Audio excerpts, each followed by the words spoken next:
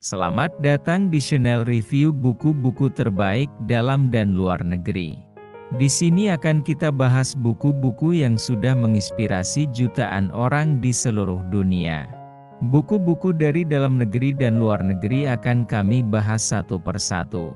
Jangan lupa like, subscribe ya sobat pencinta buku, agar channel ini bisa berkembang. Salam Indonesia membaca. Judul buku, Sebuah Seni untuk Bersikap Bodo Amat. Pengarang, Mark Manson.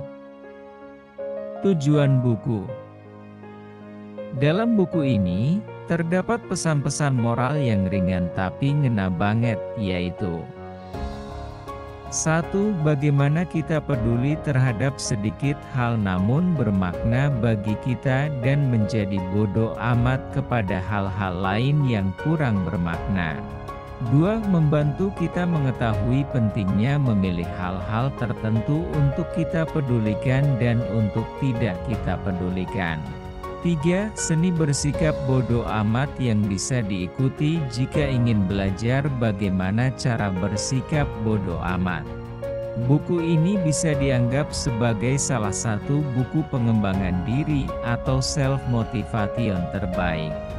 Buku ini mengajak kita berpikir ulang kembali tentang 1. Apakah sikap kita selama ini sudah benar dan sudut pandang penulis yang salah? Atau saya yang keliru dan penulis yang benar? 2. Apa kita tidak boleh peduli kepada orang lain? Apakah bersikap egois adalah hal yang baik? 3. Apakah Anda istimewa dan memiliki banyak kelebihan dibanding orang lain? Cerita utama. Nah, mari kita lihat 3 seni ala Mark Manson sehingga kita bisa menerapkannya dalam kehidupan sehari-hari. 3 seni untuk bersikap masa bodoh. 1. Nyaman saat menjadi berbeda. Yaitu dengan merasa nyaman saat berbeda dengan orang lain. Bukan berarti kamu adalah orang yang tidak peduli terhadap orang-orang di sekitar. Tapi kamu bisa menjadi diri kamu sendiri dan tidak berusaha mengikuti orang lain secara terpaksa agar dapat diterima dalam pergaulan. Percayalah bahwa orang yang benar-benar peduli dengan kamu tidak akan menuntut kamu untuk berubah menjadi orang lain dan akan menerima diri kamu dengan apa adanya. 2. Peduli terhadap suatu hal yang jauh lebih penting daripada kesulitan. Mengalami kesulitan adalah suatu hal yang tak terhindarkan ketika menjalani hidup. Jangan berharap agar tidak dipertemukan dengan masalah karena itu mustahil.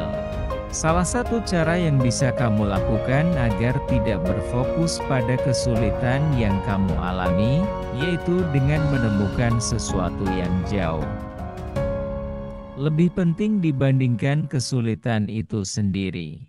Ingatlah hal-hal apa saja yang berarti dalam hidup kamu, impian-impian yang ingin kamu wujudkan, orang-orang yang kamu sayangi dan ingin kamu lindungi, tujuan besar yang ingin kamu capai. Dengan memedulikan hal yang jauh lebih penting dari kesulitan, kamu jadi bisa memfokuskan seluruh energi kamu pada hal-hal yang lebih produktif. 3. Hanya memilih hal-hal yang penting untuk diperhatikan. Terlalu banyak hal dalam hidup ini yang hanya akan membebani jika kamu terlalu peduli pada segala hal. Pilih hal yang penting untuk diperhatikan karena itu hak prerogatif dalam menjalani hidup sebagai diri sendiri. Menurut Mark Manson, seiring dengan bertambahnya kedewasaan seseorang, mereka akan jadi lebih selektif terhadap perhatian yang rela mereka berikan pada suatu hal. Pada titik tertentu, sebagian besar dari kita berhasil meraih sebuah posisi yang mengondisikan kita untuk takut gagal. Untuk menghindari kegagalan secara naluriah, dan hanya terpaku pada apa yang ada di depan kita atau hanya pada bidang yang dikuasai. Mark Manson. 4 hal penting yang bisa dipelajari sesuai konsep bodo amat yang dimaksud oleh sang penulis. 1. Kita berhak untuk bahagia dengan versi kebahagiaan yang dibuat diri kita sendiri. Dalam hal ini, bahagia tentunya secara lahir dan batin. Karena kebahagiaan bisa muncul dari hal-hal yang sederhana. Kini kamulah sendiri yang memilih atas kebahagiaan dirimu sendiri.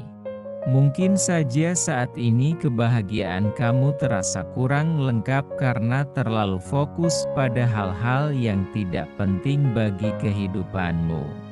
2. Terlalu fokus pada hal-hal yang seharusnya bisa diabaikan. Saat kita terlalu peduli pada hal-hal ini, kita menghabiskan banyak waktu untuk lari dari masalah kita daripada berdamai dengan masalah itu sendiri. Mark Manson. Hal-hal yang dimaksud Manson dalam buku tersebut, yaitu membuat orang kagum, selalu benar, menjadi sukses, menyenangkan serta sopan, senang, selalu merasa baik-baik saja, menjadi sempurna, dan semua aman juga pasti. Menurut Manson, kunci hidup tenang tidak perlu memikirkan semua poin-poin tersebut. Fokus pada hal yang benar-benar kalian pedulikan. Karena kita tidak mungkin baik-baik saja atau bahagia selalu sepanjang waktu. 3. Semua akan baik-baik saja dengan bersikap bodo amat. Pada akhirnya, kalian akan memahami bahwa semua yang tadinya penting itu ternyata tidak begitu berpengaruh pada hidup kalian. Pelan-pelan akan muncul hal-hal di luar kebiasaan, yang bisa membuat kalian lebih hidup yang selaras dengan nilai-nilai yang membuat hidup lebih tenang dan damai.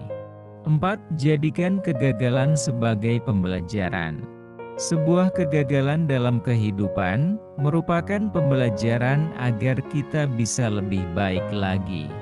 Pada titik tertentu, sebagian besar dari kita berhasil meraih sebuah posisi yang mengondisikan kita untuk takut gagal, untuk menghindari kegagalan secara naluriah, dan hanya terpaku pada apa yang ada di depan kita atau hanya pada bidang yang dikuasai.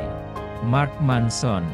Ketika kita memutuskan sebuah pilihan, kita harus bisa menerima semua resiko baik ataupun buruknya yang akan terjadi. Belajarlah untuk suatu bentuk kegagalan. Karena kegagalan adalah proses alami yang semua orang pasti mengalaminya. Jadi, lakukanlah sesuatu.